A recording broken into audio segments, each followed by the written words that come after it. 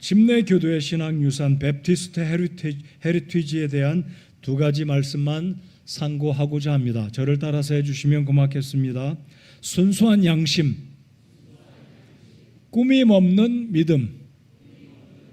그래서 오늘은 이 두 가지 어렵지 않은 이야기이기 때문에 기억하고 마음속에 담고 돌아가시기 바랍니다. 순수한 양심과 꾸밈 없는 믿음. 여러분 성경을 보시면, 신약 성경에 보시면 무슨 장로교회, 감리교회, 근본주의, 침례교회 이런 이름들이, 명칭들이 없습니다. 하나님의 말씀에 보시면 하나님의 교회, 그리스도의 몸, 하나님의 집, 이와 같은 명칭만 있을 뿐입니다. 방금 제가 읽어드린 하나님의 교회는 우리 한국의 안산홍이 세운 이단 교회에 있습니다. 길을 다니시다가 보시면, 운전하시다 보시면 번듯하게 말끔하게 잘 지은 예배당 건물에 하나님의 교회라고 있는데, 그것은 신약 성경에서 인정하는 그 교회를 말함이 아니라 여기는 이단입니다. 참조하시기 바라고요. 아무튼 성경에 나오는 교회들은 대한예수교회, 장로교회, 무슨 장로교회, 근본주의, 성서침례교회, 침례교회 이런 언급들 자체가 없습니다. 그냥 주님이 세우신 교회는 말씀드렸듯이 예수님의 몸, 하나님의 집, 하나님의 교회 이런 이름들만 있습니다. 그렇다면 왜 성경에 없는 교파들과 교단들이 나왔을까요? 여러분들은 마음속으로 이렇게 질문하고 생각하시는 분이 적지 않으실 겁니다. 왜 하나님은 헷갈리게 수많은 교단과 교회를 만들어 두셨나? 하나님이 막아주셨으면 되지 않을까? 저는 개인적으로 하나님이 막으신 것보다는 하나님께서 그냥 허용하셨다라고 저는 생각해 봅니다. 하나님이 그냥 허용하셨다. 자, 그러면 이 장로교회, 감리교회, 성결교회, 순복음교회 이런 교회들은 그들 스스로가 말하기를 자칭 개혁주의다라고 말합니다. 개혁교회에 속했다라고 말합니다. 그런데 우리 교회는, 저는 한 번도 우리가 개혁주의 신앙을 이어받았습니다. 우리는 개혁주의자입니다. 우리는 개혁교회에 속한 교회입니다. 한 번도 제가 언급한 적이 없습니다. 저는 스스로가 개혁주의 신앙의 후예다라고 믿고 있지 않기 때문입니다. 우리 교회는 개혁주의 신앙의 믿음을 이어받은 교회가 아니라 그냥 순수한 우리 믿음의 선조들인 신약 성경에 나오는 예루살렘 교회를 시초로 해서 우리 믿음의 선조들이 갖고 있던 믿음을 이어받은 근본주의 지방적 독립침례교회를 믿는 성서침례교회 믿음이 우리의 믿음이다라고 고백을 합니다. 제가 다음 주에 돌아가면 사도신경에 대한 언급을 자세하게 할 필요는 없겠지만, 구체적으로 우리 성서침례교회가 믿고 있는 신앙의 유산은 오늘도 제가 짧게만 말씀드리겠지만 4-5가지가 우리 믿음의 선조들의 믿음을 이어받은 교회이지, 여러 가지 언급을 제가 드리진 않겠지만 단순한 믿음의 교리를 이어받은 교회가 성서침례교회다라는 것입니다. 제가 그렇게 말씀드리고자 하는 이유는 우리는 개혁주의 후손, 개혁주의의 신앙을 이어받은 교회가 아니다라는 것을 설명드리면서 천주교회와 장로교회, 감리교회, 성결교회 그리고 순복음교회 유래를 짧게 말씀드리겠습니다. 자세하게 설명을 드리면 시간이 많이 드니까 장로교회는 언제, 감리교회는 언제, 순복음교회, 성결교회는 언제 생겼는지 오늘 교회 역사를 통해 짧게만 말씀드리겠습니다. 16세기 천주교회는 레오 10세 교황에 따라 베드로 성당을 짓기 위해서 막대한 자금이 필요하기 때문에 운영기금을 모으기 시작했는데 면죄부를 팔기 시작했습니다. 여러분 베드로 성당 가보신 분이 계실 거예요. 막대하게 지은 굉장한 성당이지 않습니까? 저는 사실 건물이 성스럽지 않다, 성당 자체를 표현하고 싶지는 않지만 그들의 표현을 빌면 베드로 성당입니다. 그 엄청난 16세기에 그 어마어마한 건물을 지을 때 돈이 얼마나 많이 들었겠습니까? 그러니까 기금이 부족하니까 레오 10세 교황은 면죄부를 팔기 시작했습니다. 그리고 그 당시에 요한 테첼이라는 신부는 이런 설교를 하면서 공공연하게 기금을 마련했습니다. 그 신부가 뭐라고 말을 했냐면요, 동전이 천주교 예배당의 헌금교에 딸랑 또는 짤랑하고 떨어질 때에 연옥에 있는 영혼들이 튀어나온다. 어디로 가겠습니까? 천국으로 간다. 이런 문구로 사람들의 마음을 회유시켜서 돈은 물질을 많이 들이면 천국에 간다. 사실인가요? 헌금 많이 하세요? 천국 갑니까? 아니잖아요. 그래서 같은 신부였던 개혁을 일으켰던 마틴 루터는 그 요한 tetzel의 사람을 속이는 기만하는 그런 말들을 아주 싫어했습니다. 그러다가 이 루터가 로마서 1장을 읽게 되는데 1장 17절을 읽게 될 때 의인은 믿음으로 살리라.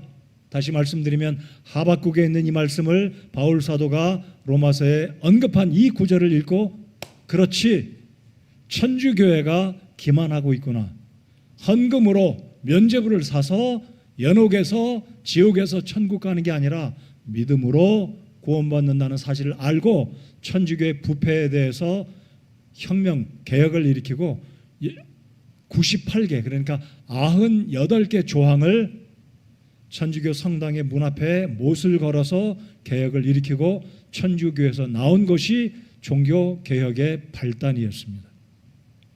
자, 이 발단으로 인해서 이제 많은 개혁주의자들이 천주교에서 나오게 되었는데 자, 장로교회의 유래는 이 켈빈이라는 사람이 이제 신학적인 체제를 갖추고 그 유명한 존 낙스라는 사람이 장로교회를 시작하게 되었습니다. 자, 그런데 장로교회가 세워지기까지 그 잠깐 과정을 말씀드리면 천주교회는 돈으로 말미암아 면죄부를 사서 구원받는다는 이야기를 했을 뿐만 아니라 이 개혁주의자들이 적극적으로 이제 천주교회가 하나님의 말씀을 왜곡시키고 구원이라는 것을 돈으로 사는 것뿐만 아니라 세례를 주면 구원받는다는 이 유아 세례를 이야기하면서 많은 신학자들이 개혁을 일으키게 되었습니다. 이제 그 중에 이제 북아프리카의 이 천주교의 신부였던 한 사람이 세례를 강조하게 되는데 이제 그 사람은 결국 소위 말하는 성 어거스틴에게 굉장한 영향을 끼치게 되었습니다. 자, 그 당시 뭐라고 이야기를 했냐면 결국 세례가 우리의 죄들을 없이한다.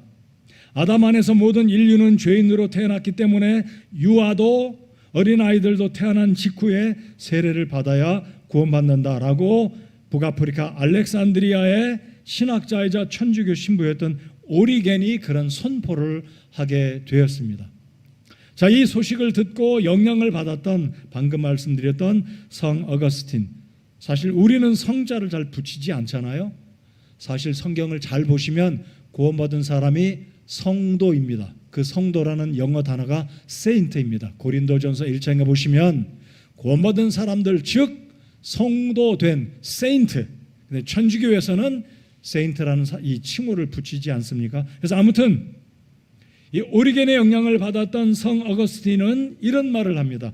세례는 원죄를 씻고 교회에 들어오는 문이다라고 말을 합니다. 그러니까 이 말을 들었던 많은 성경을 믿고 바른 성경 교리, 즉 구원 교리를 믿던 사람들은 유아 세례가 구원으로 대체될 수는 없다라는 것을 믿고 유아 세례를 강하게 반대하고 성경적인 구원의 교리를 믿던 무리들이 유아 세례를 반대하고 세례가 곧 구원이라는 사실을 부정하고 믿는 자의 침례를 준 무리들이 생겨나게 됐는데 그들이 바로 침례교도였다는 사실입니다. 자, 그렇다면 이 개혁주의자들은 세례가 곧 구원이요 또 어린아이들에게 세례를 주는 이 모습에 대해서 동의하지 않았던 이제 개혁주의자들이 장로교회, 성결교회, 감리교회를 만들게 되는데요.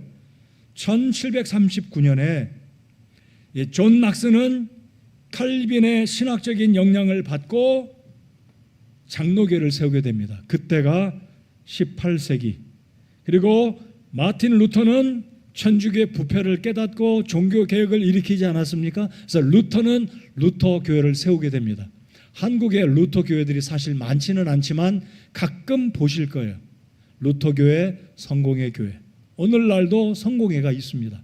근데 사실 루터교회나 성공회는 천주교회와 크게 다르지 않다라고 저는 개인적으로 이렇게 생각합니다. 그래서 개혁은 했지만, 루터가 개혁을 일으키고 루터교회를 세웠지만 여전히 천주교회의 잔재가 그 속에 남아 있었다라는 것. 자, 그러면 이 감리교회는 언제 세워졌냐면요, 종교개혁이 일어난 이후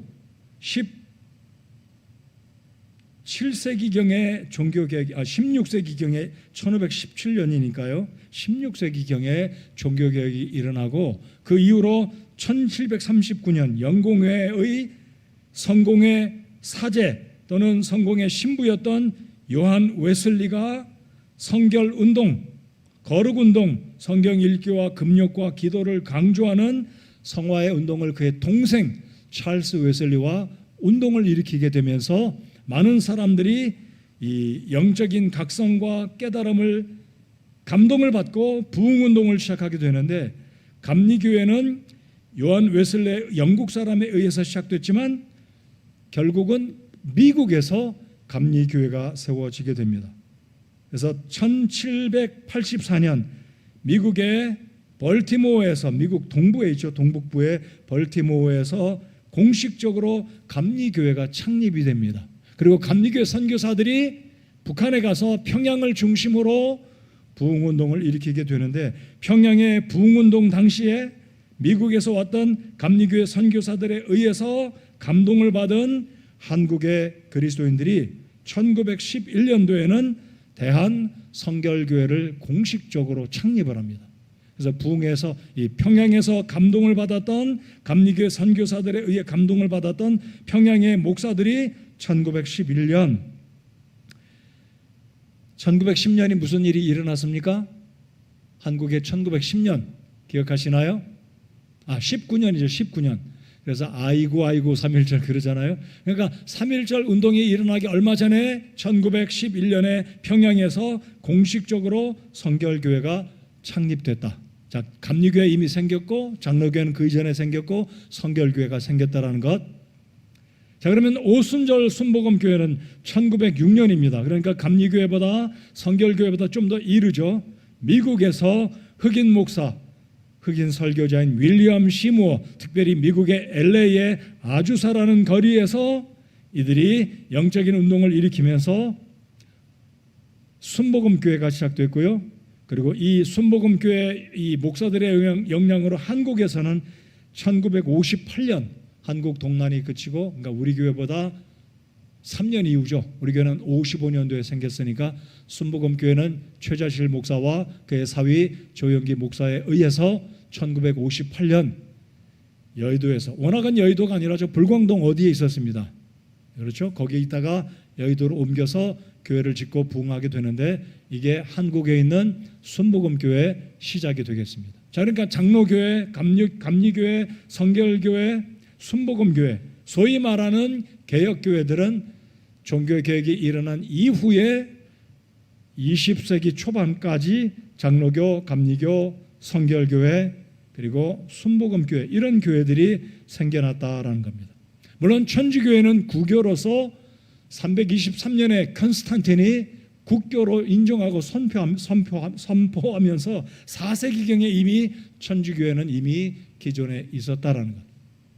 참조로 이 시간에 말씀드리면, 우리 침례교회는 개혁자들에 의해서 생겨난 교회가 아니고, 그렇기 때문에 구교에 속한 교회도 아니고 신교에 속한 교회가 아니라, 우리는 우리 믿음의 선조들이 이미 예수님 당시부터 교회가 존재했고 그들의 믿음을 이어받은 교회다라는 것을 기억하시기 바랍니다. 자, 그러면 세례가 곧 구원이다.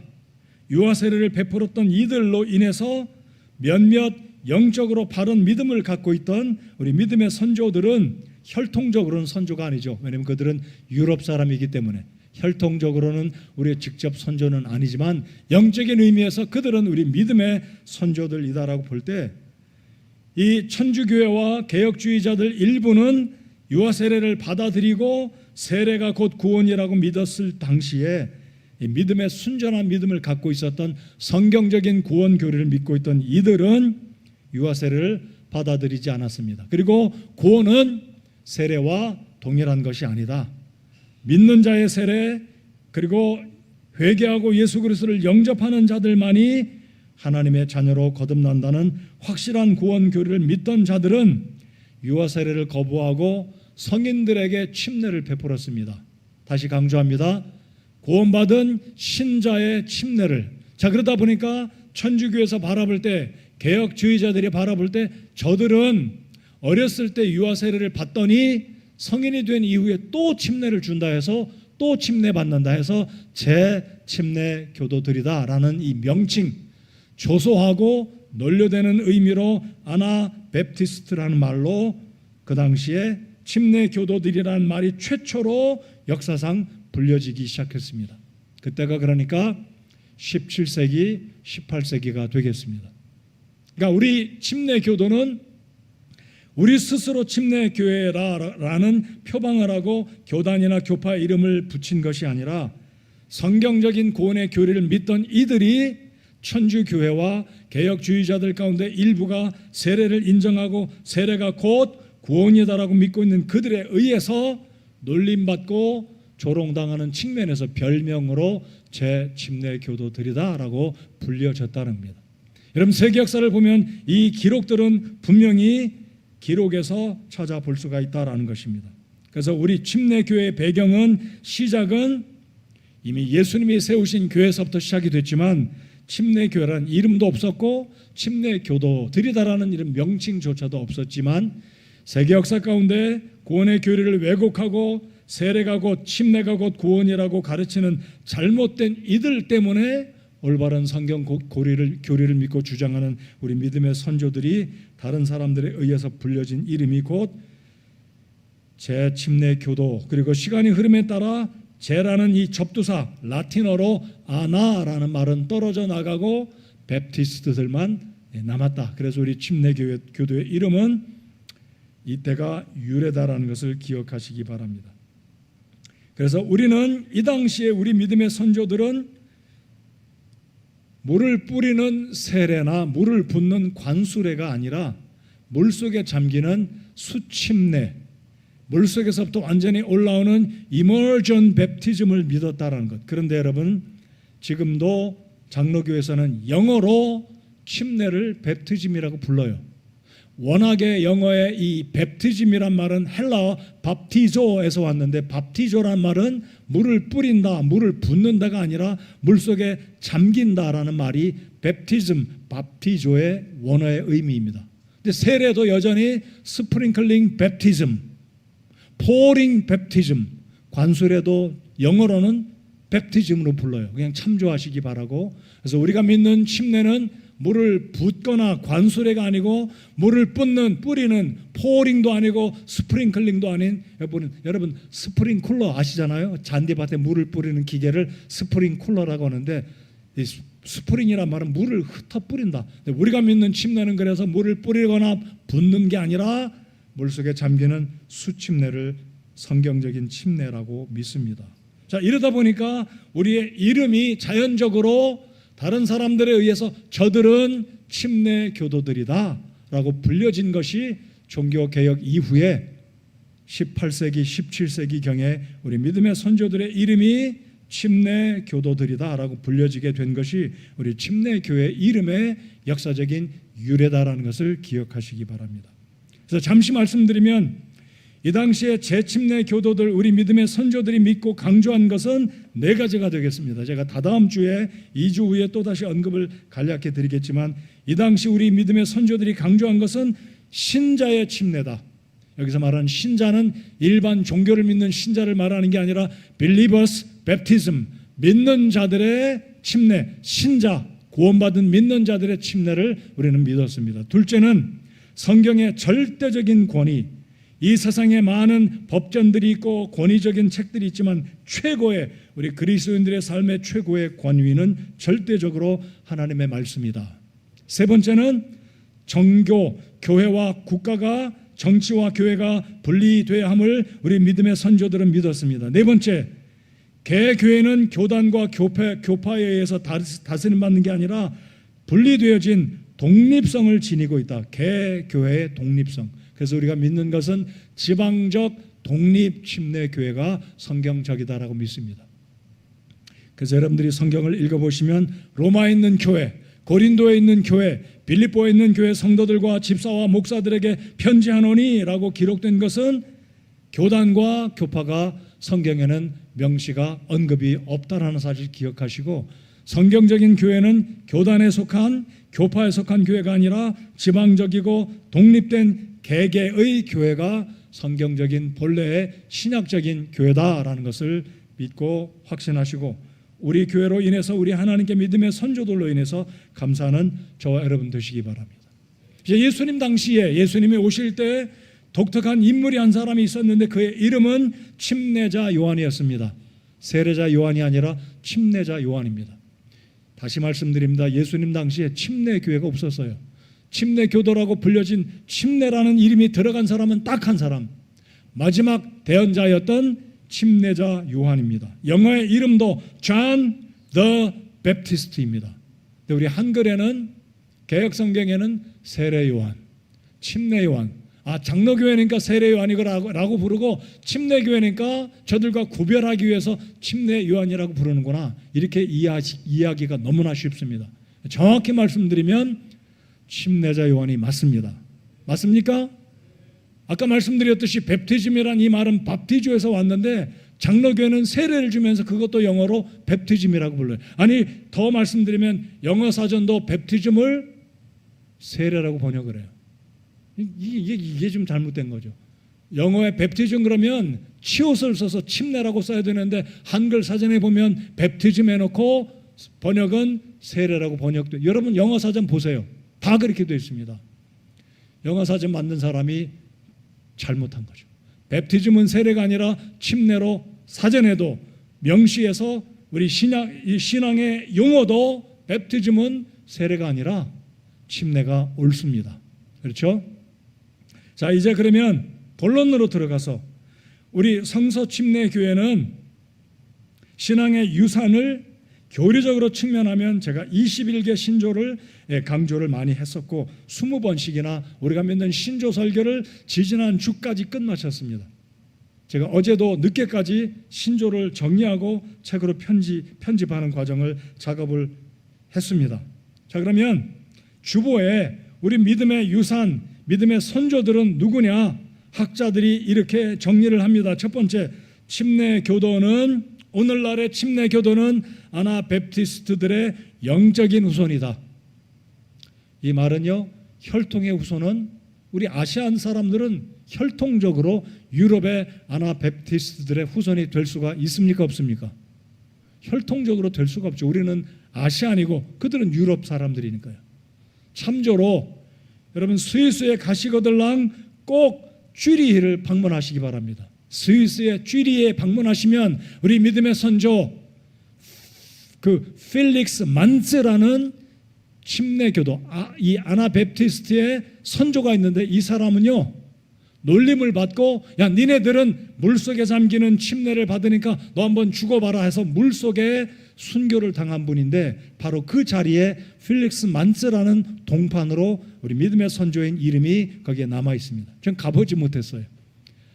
기회가 된다면 저도 가보고 싶지만 그럴 기회가 올지 모르겠어요. 여러분 스위스 가시거들랑 꼭 쥐리히에 가셔서 아나베프티스트 박물관을 가십시오. 박물관이 있어요. 그 박물관은 이 로마 천주교회와 개혁주의자들이 아나베프티스트들을 잔혹하게 고문한 고문 기구들이 모여 있는 곳이 박물관이 스위스 쥐리히에 있습니다. 꼭 가보십시오. 산꼭대기에 가서 기차 타고 여행만 하지 마시고 우리 믿음의 선조들의 박해했던 그 박물관에 가보시고 쥐리히 만스가, 그 필릭스 만스가 순교당한 그 강가에 가보시기 바랍니다. 그래서 우리 믿음의 선조는 첫째로 침례 교도들, 오늘날 침례 교도들은 아나베프티스트들의 영적인 후손이다. 저 이거 믿어요. 공감합니다. 두 번째, 침례 교도들은 영국 청교도들이 대부분 회중교회 성도들이기는 하였지만 미국의 신대륙이 발견됐을 때 영국에서 핍박을 피해 미국으로 건너간 청교도들의 전통에서 독립적으로 발생한 자들이 침례 교도들이다. 이것도 저는 수용합니다. 그래서 우리 믿음의 선조들은 영적인 후손들로 아나베프티스트들이 우리의 영적인 조상들이다.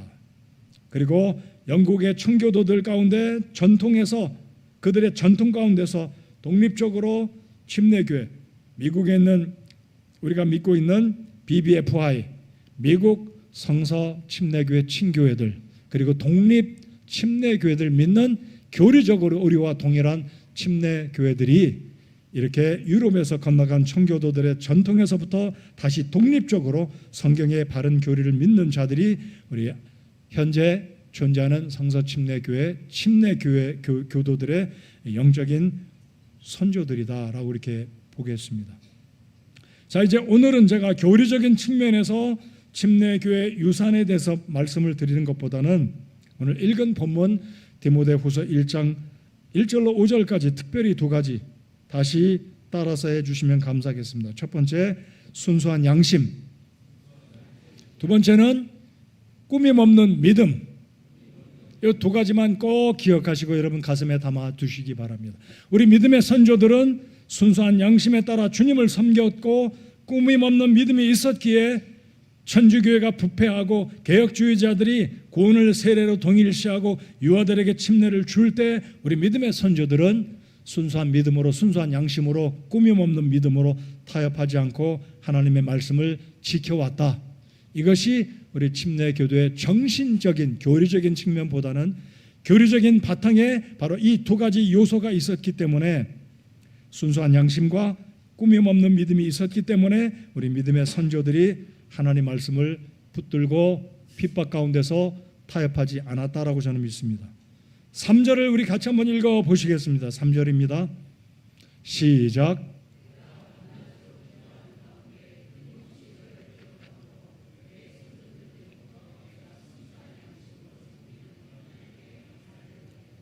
여러분 3절을 잘 보시면 이 믿음의 사람 바울은 선조들 때 내가 순수한 양심으로 섬기는 하나님께, 3절을 제가 다시 한번 읽습니다. 내가 밤낮으로 기도하는 가운데 끊임없이 너를 기억함으로, 여기까지는 디모데와 연관된 말씀이고 내 선조들 때부터, 자, 바울의 선조들은 유대인으로 율법주의자들이었습니다. 그럼에도 불구하고 바울의 그 믿음은 조상 때부터 순수한 양심으로 하나님을 경외하고 하나님을 감사함으로 섬기는 믿음의 근본은 조상 때부터 순수한 양심이 있었다라는 것입니다. 5절 보십시오.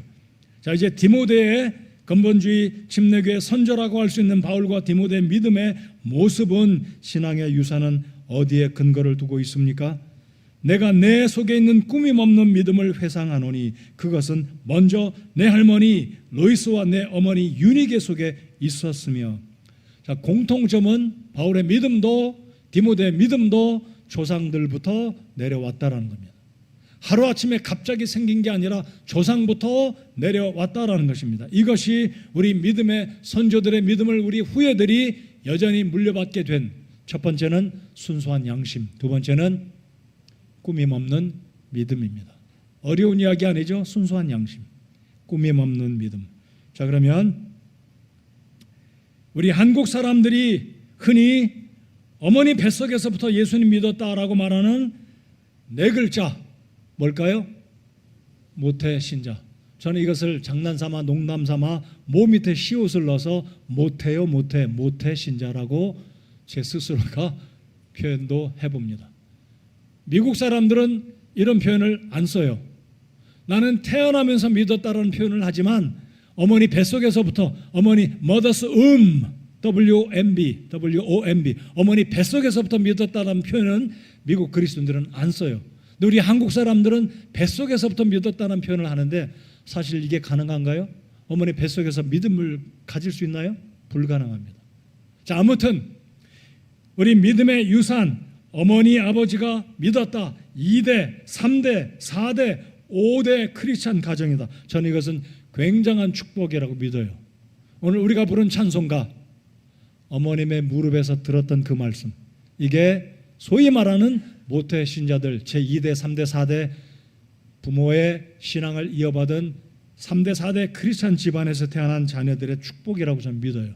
왜냐하면 어렸을 때부터 디모데가 할머니의 믿음, 어머니의 믿음을 이어받았기 때문입니다.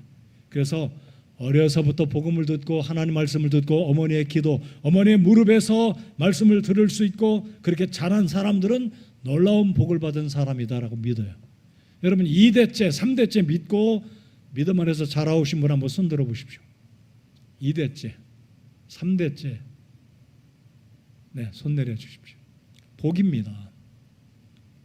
오늘 배자매님이 오늘 이제 언니분, 형부 오셨는데 선조들이 믿고 기도로 자녀들을 키운 그 가정, 그 자녀들 얼마나 큰 복인가요? 복이잖아요. 그렇죠? 자, 바로 이 디모데가 바로 바울이 대대로부터 물려받는 그 신앙의 은혜로, 물론 바울은 율법주의자여서 구원받지 못했죠. 구원받지 못하고 30대에 들어서 비로소 다마스커스로 가다가 부활하신 예수님을 만나고 뒤늦게 구원받은, 어찌 보면 바울이야말로 모태신자, 구원받지 못한 모태신자였다가 부활하신 주님을 만나서 그가 거듭나고 이방인들을 위한 사도로 부름받은, 자, 그럼에도 불구하고 오늘 1장 3절과 1장 5절에서 바울의 믿음은 선조부터 내려온 것이고, 그리고 디모데 역시 할머니로부터 어머니로부터 그 귀한 믿음의 유산을 받았기 때문에 이들이 바로 우리 믿음의 선조다라는 측면에서 오늘은 우리가 침례 교도라면 두 가지를 오늘 이 시대에도 정말 우리 마음속에 담고 순수한 양심과 꾸밈 없는 믿음으로 주님을 섬기는 성서침례교회 성도가 되어야 하겠다라는 겁니다. 지난 주일 70주년 행사를 위해서 수고하신 여러분들 정말 고맙습니다. 70주년을 뒤로 하고 바라보고 이제 또다시 주님이 더디 오신다면 우리가 앞으로 어떤 믿음을 가지고 성서침례교회 회원으로 주님을 섬길 것이고, 두 번째로 내 자녀들에게, 우리의 다음 세대들에게 어떤 믿음으로 본을 보여줄 것인지 오늘 제가 강조하고 싶은 것이 두 가지다라는 말씀입니다. 두 가지가 뭐라고요? 순수한 양심을 가진 성도, 꾸밈 없는 믿음을 가진 성서침례교회 성도가 되자라는 이야기가 오늘 설교의 핵심인 것입니다. 이해되셨죠? 순수한 양심, 꾸밈 없는 믿음. 우리 두 분이 짝을 져서 한 분은 먼저 거 이야기하고 또 다른 그 대답하는 분은 두 번째 거를 이야기해 보십시다. 자, 두 분씩 이야기해 보십시다. 시작. 순수한 양심, 꾸밈 없는 믿음. 이 두 가지를 꼭 기억하시기 바랍니다. 양심, 믿음 추가해서 순수한 양심, 꾸밈 없는 믿음. 마음속에 담아두십시오. 자, 이제 그럼 첫 번째로 순수한 양심에 대한 말씀을 드리겠습니다. 여러분 사도행전 16장 1절을 보면 바울 사도가 디모데를 만나게 되는데 딱 보니까 이 젊은 청년이 굉장히 경건한 사람의 모습임을 발견하고 나중에 깨닫기를 이 디모데가 할머니 로이스의 믿음과 어머니 유니게의 믿음을 이어받았다는 것을 알게 됩니다. 그래서 디모데 후서를 쓰면서 바울이 디모데에게 내가 너를 보니까 너희 할머니, 너희 어머니 믿음이 너희에게도 있다. 할머니, 어머니 속에 있는 믿음이 너에게 있다 그랬는데요. 여러분 사도행전 16장 1절에 보면 디모데 아버지는 이방인이었습니다. 그리스 사람이었어요. 그런데 디모데 어머니가 유대인이었어요. 이런 말이 있는 거 들어보셨죠? 아버지가 유대인인 사람은 헛방이에요. 헛방. 엄마가 유대인이어야 그 자식들이 진짜 유대인의 믿음을 갖는다라는 말이 있어요. 헛방이란 말 이해하시기 바랍니다. 아버지가 유대인이면 믿음을 유산으로 잘 전하지 않는다는 거예요. 근데 이 디모데가 그랬다는 겁니다. 엄마도 유대인, 할머니도 유대인. 그래서 사도행전 16장의 디모데를 보니까 이미 예수님의 제자가 되어 있는 거예요. 이 디모데를 픽업해서 자신의 동역자로 삼고 선교여행을 갑니다. 그리고 드디어 이 디모데가 에베소 지역의 목사가 되는데 바로 바울이 할머니, 어머니 믿음이 내 속에도 있다. 꾸밈 없는 믿음이 너에게 있다. 잘한다. 계속해라. 이게 바로 5절의 말씀입니다. 자, 그리고 디모데후서 3장 15절에 보면 또 어린아이 때부터 그러니까 성도 여러분들, 우리의 믿음이 잘 전수가 되려지려면 우리 할머니, 할아버지 여러분들, 부모님 여러분, 여러분의 자녀들이 어렸을 때부터 우리의 믿음, 정신적인 이 순수한 양심과 꾸밈 없는 믿음을 보여주고 전달할 때 이들이 침례교도의 믿음을 이어받게 된다는 이야기입니다. 자, 그러면 순수한 양심에 대해서 살펴보고자 합니다. 여러분, 욥기 1장을 보시면 하나님은 욥에 대한 믿음을 이렇게 칭찬하십니다. 우리 같이 읽어보실까요? 시작.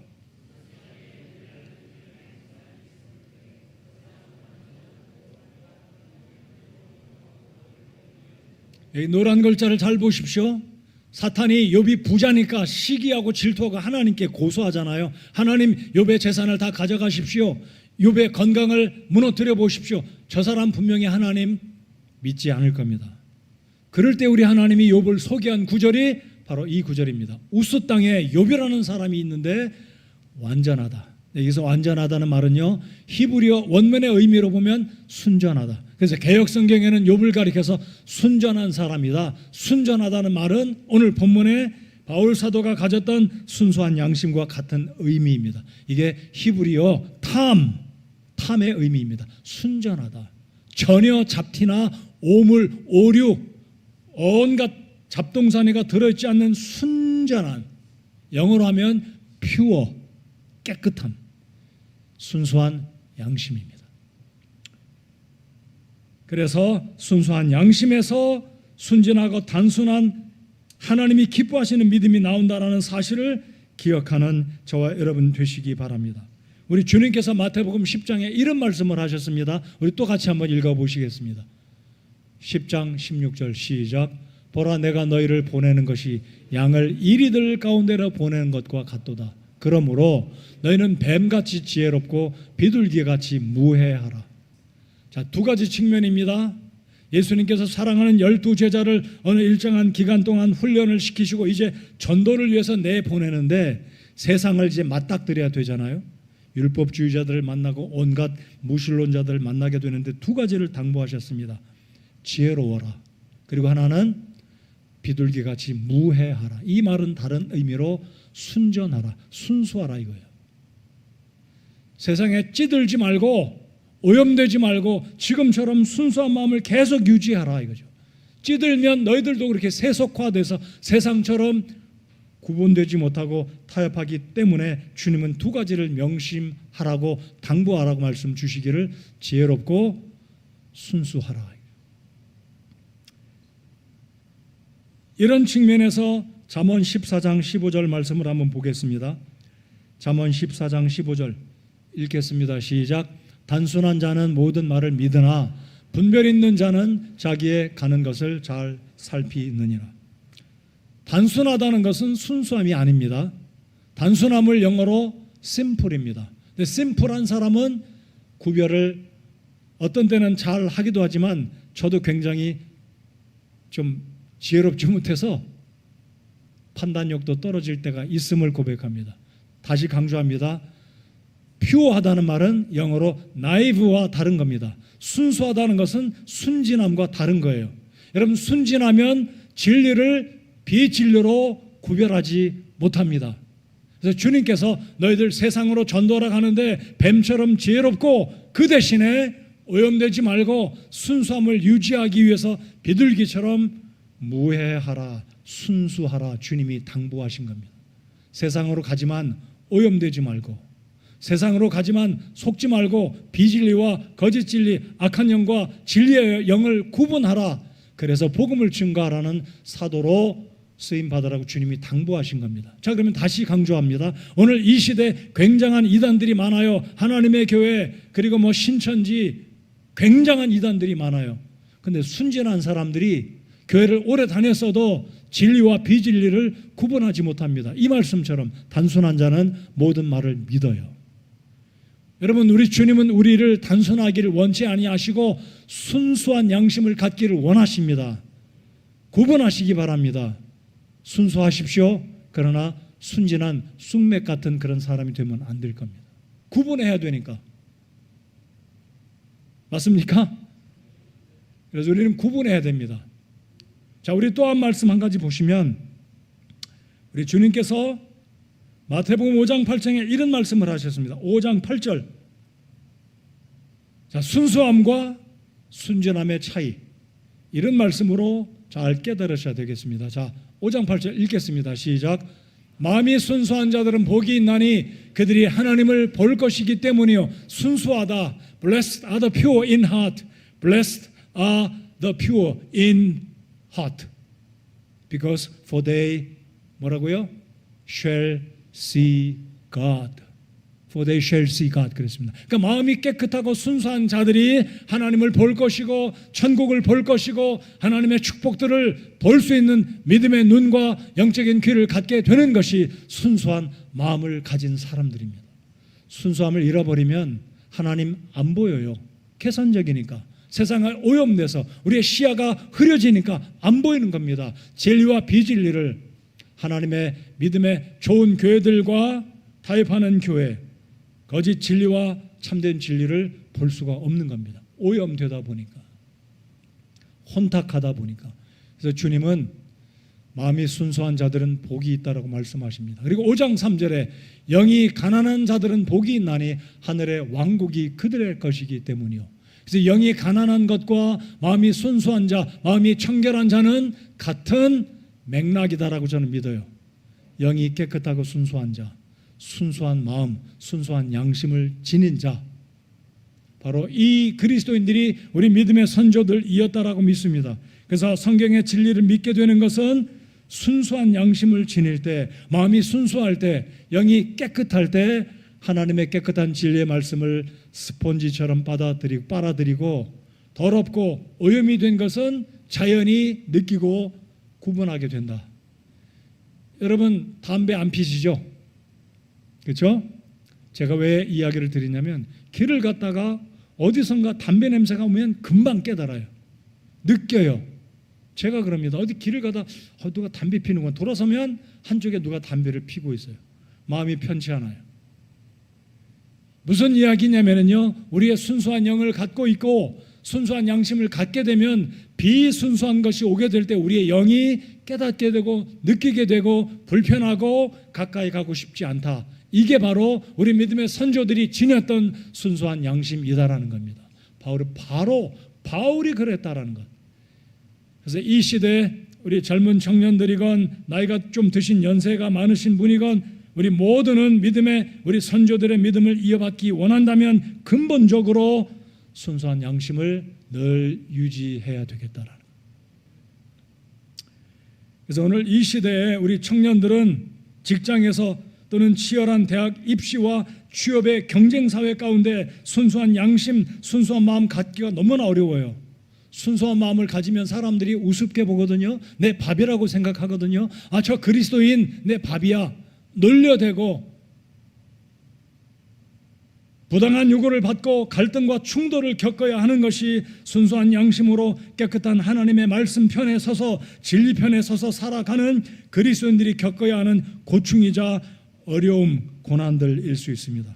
그럴지라도 다니엘의 세 친구들이 말했던 것처럼 그리 아니할지라도 하나님 편에 서는 순수한 양심을 갖고 주님을 섬기는 저와 여러분이 되어야 할 줄 믿습니다. 오늘 이 시대 많은 그리스도인들이 성과 중심으로 타협하고 약간 눈을 좀 한쪽을 감고 질끈 감고 어떤 물질적인 이득을 위해서 성과를 위해서 승진하기 위해서 그리스도인으로서 타협을 한다면 이미 우리는 순진한 양심, 순수한 양심에서 벗어나 있게 되는 겁니다. 이게 바로 우리 믿음의 선조들의 깨끗한 믿음의 근원이 순수한 양심이었다는 것 받아들이시기 바랍니다. 그래서 순수한 양심을 늘 지키기를 사모하는 마음이 우리 모두에게 특별히 이 시대에는 필요하다라는 겁니다.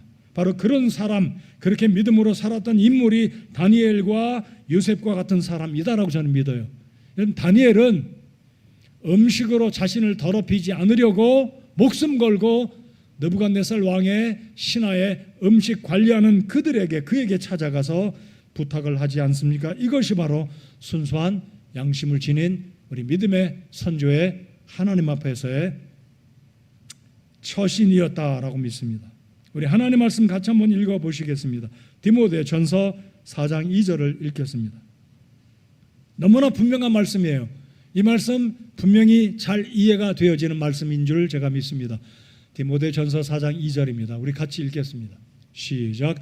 이제 성령께서 분명히 말씀하시기를 마지막 때에 어떤 사람들이 믿음에서 떠나 유혹하는 영들과 마귀들의 교리들의 주의를 기울이리라 하시는데, 이들은 위선으로 거짓말을 하며 자기 양심을 뜨거운 인도로 지진 자들이라. 뜨거운 인도로 양심을 지질 수 있을까요? 이거는 은유적인 표현입니다. 어떻게 양심을 지지겠습니까? 양심은 물질도 아니고 눈에 보이지도 않고 만질 수도 없는 우리 마음입니다. 마음, 우리의 생각. 근데 이 마음과 생각이 뜨거운 인도로 지져진다는 의미는 세상의 탐욕과 비진리로 우리 양심이 허용하고 양보하고 수락하면 한 번, 두 번, 세 번 죄를 죄로 인정하지 않고 불의와 타협을 하나님 앞에 부끄럽게 생각지 아니하고 자신의 목전의 이득만 생각하고 한 번, 두 번 받아들이다 보면 우리의 깨끗한 양심이 무뎌지고 더러워지고 오염된다는 겁니다. 이것이 바로 화인 맞은 양심이다라는 거예요. 여러분 기억하시기 바랍니다. 우리가 나도 모르는 사이에 어떤 계약과 수익과 성과를 이루기 위해서 이렇게 될 수 있다라는 것. 그러면 우리는 주님 앞에 깨끗한 양심, 오늘 말씀에서 바울 사도가 이어받았던 순수한 양심을 가지고 살지 못한다는 것. 우리 청년 여러분들, 직장 생활하시는 우리 성도 여러분들, 집사님들, 이득을 위해서 하나님 말씀이 옳지 않다라는 것은 여전히 내 양심이, 내 입술이 옳지 않다라고 단언하고 그 길을 가고 그 길을 선택하는 것이 순수한 양심으로 살아가는 침례 교도가 되는 것을 믿으시기 바랍니다. 집에서 새는 바가지는 밖에서도 셉니다. 하나님 앞에서, 교회 앞에서 어디를 가든지 순수한 양심으로 내가 믿는 말씀대로 살아가고자 한다면 하나님은 우리를 기뻐하시고 축복하시리라고 믿습니다. 올바른 순수한 양심으로 살아가는 저와 여러분이 되어야 하겠습니다. 양심이 더럽혀지지 않는 것, 이것이 바로 우리가 성경적인 교리를 받아들이기 전에 선행돼야 되는 그리스도인들의 기본적인, 특별히 침례 교도의 근본적인 기본적인 순수한 양심이 선행적으로 있어야 되겠다. 자, 두 번째는 뭐라고요? 두 번째는 꾸밈 없는 믿음. 여러분, 꾸민다는 것, 환장하고 변장하고 무슨 뭐뭐뭐 장자가 들어가는 말 많잖아요. 40대는 어떻게 50대, 60대, 70대, 80대 변장하는 거. 그래서 요즘에 쓰는 말이 뭡니까? 쌩얼. 무슨 말인지 모르는 분 한 분도 없을 거예요. 모르시나요? 아시잖아요. 믿음도 쌩얼로, 믿음도 꾸밈이 없는 믿음으로 살아야 합니다. 믿으십니까? 아멘. 이게 아니라 좀 세게 한번 해보실까요? 네. 여러분, 헬라어의 원어의 의미는요, 꾸밈 없는 믿음이란 이런 의미입니다. 연기를 잘 못하는 사람, 이게 헬라어 원문의 의미입니다. 꾸민다는 의미는 치장하고 눈썹 그리고 화장품 바르고 분 발라서 주름도 가리고 뭐도 가리고, 요즘에는 인공적으로 막 수술까지 막 하잖아요. 당기는 수술. 여러분, 근데 믿음은 꾸미지 말아야 합니다. 있는 그대로 하나님 앞에, 사람 앞에 그대로 살아야 한다. 그 의미는 하나님 앞에 진실된 믿음으로 살자라는 겁니다. 우리의 믿음은 연기하는 믿음이 아니다라는 것. 관객들에게 보여주기 위해서 연기하는 게 아니라 하나님 앞에 있는 그대로. 우리 옆에 사람한테 그렇게 합시다. 있는 그대로입니다. 그 사람한테 물어보세요. 진짜요? 여러분, 꾸밈 없는 믿음이 우리 선조들의 믿음이었다고 저는 믿어요. 그래서 세례가 아닙니다. 믿는 자의 침례입니다. 구원은 은혜로 믿음으로 받는 것입니다라고 목숨을 걸고 외쳤던 그들의 믿음은 바로 순수한 양심에서 비롯됐고, 꾸밈이 없는 실제 그들의 믿음이 우리 믿음의 선조들의 믿음이었다라고 믿기에 침례 교도의 신앙의 유산의 근본적인 출발은 순수한 양심과 꾸밈 없는 믿음에서 비롯된 것이다라고 저는 믿고, 오늘 이 시대에도 여전히 이 두 가지는 우리 모두에게 근본적으로 절대적으로 필요하다라고 믿습니다. 동의하십니까? 그렇게 믿으십니까? 맞습니다. 이것이 우리 믿음의 기초, 자산, 근본, 배경이 되어야 한다고 믿습니다. 우리 하나님 말씀 한 구절 읽고 오늘 말씀을 끝맺겠습니다. 로마서 16장 17, 18절 읽겠습니다. 16장 17절 18절 시작. 형제들아 이제 내가 너희에게 간청하노니 너희가 배운 교리에 역행하여 분쟁을 일으키거나 실족하게 하는 자들을 주목하고 그들을 피하라. 그런 자들은 우리 주 예수 그리스도를 섬기지 아니하고 자기 배를 섬기며 좋은 말과 빼어난 말솜씨로 순진한 자들의 마음을 속이느니라. 아멘. 형제들아 이제 내가 너희에게 간청하노니 디모데전서 후서 1장 3절에서 내 조상적부터 내 선조들 때부터 내가 순수한 양심으로 섬기는 하나님께 감사하고 믿음의 아들이자 목사인 디모데에게 바울 사도가 부탁하기를 그것은 먼저 내 할머니 로이스와 내 어머니 유니게 속에 있었으며 내 속에도 있는 줄을 내가 확신하노라. 계속해서 지켜나가라. 연기하지 말고 꾸미지 말고 외식하지 말고 가식된 믿음이 아니라 있는 그대로 연기하지 말고 실제적으로 하나님의 말씀을 따라 살아가라. 우리에게도 이 두 가지가 필요합니다. 70년 하나님 은혜로 잘 지냈습니다. 앞으로도 성서 침례교회 성도로 집사로 사역자로 주님이 더디 오신다면 우리 교회가 하나님 앞에 기쁘게 하나님의 영광을 나타내는 교회가 되려면 믿음의 유산을 잘 이어받아야 되지 않겠습니까? 이 기초가 무엇이라고요? 순수한 양심을 잃지 않는 겁니다. 꾸밈 없는 믿음으로 살아가기를 힘쓰는 것이 근본주의 성서 침례교회 믿음을 붙들고 보존하는 기본적인 틀이 바로 순수한 양심과 꾸밈이 없는 믿음이다라고 저는 확신하기에 오늘 이 시간에 70주년 예배를 뒤로 하고 앞으로 다가오는 또 다른 시대에 우리 믿음의 후손들에게 이 귀한 믿음을 물려주려면 세속에 물들지 아니하고 눈앞에 이득에 믿음을 저버리고 거짓으로 하나님 앞에 잘못한 일들을 저지르지 않으려면 순수한 양심과 꾸밈 없는 믿음을 지니고 살아야 되겠다라는 겁니다. 우리 그렇게 살아가시기 바랍니다. 저 자신을 생각하면 참 우리 주님 앞에 그렇게 살지 못하는 것 생각하면 얼마나 부끄럽고 죄송한지 모르겠습니다. 그럼에도 불구하고 우리 교회 성도 여러분들께서 담임 목사인 저와 사역자들을 존중하고 마음을 합해서 우리 하나님을 섬기는 귀한 성도들로 인해서 감사를 드립니다. 계속해서 우리 교회 성도님들 그렇게 순수한 양심과 꾸밈 없는 믿음으로 하나님의 사람들과 집사님들과 성도님들이 한마음이 되어서 이 교회를 잘 유지 보존하고 믿음을 전수하고 하나님이 오시는 그날, 주님이 다시 오시는 그날에 칭찬 듣는 우리 교회가 되기를 바랍니다. 아직까지 구원받지 않으신 분, 모태신자 못합니다. 안 됩니다. 아들, 딸의 믿음 때문에 내가 천국 가지 못합니다. 반대로 부모님의 믿음이 아무리 출중할지라도 아들, 딸들 부모님의 믿음으로 천국 가지 못합니다. 또 다른 말씀 드려볼까요? 부모님의 죄 때문에 아들, 딸들이 영향을 받지만 잘 들으십시오. 부모님의 죄는 자손들에게 영향을 끼칩니다. 분명히 영향을 끼칩니다. 그러나 그 죄로 자식들이 지옥 가지는 않습니다. 반대로 아들, 딸들의 죄로 부모님이 지옥 가는 게 아닙니다. 부모의 공로로 천국 가는 것도 아니고 자식들의 죄 때문에 부모가 심판받고 지옥에 가지 않습니다.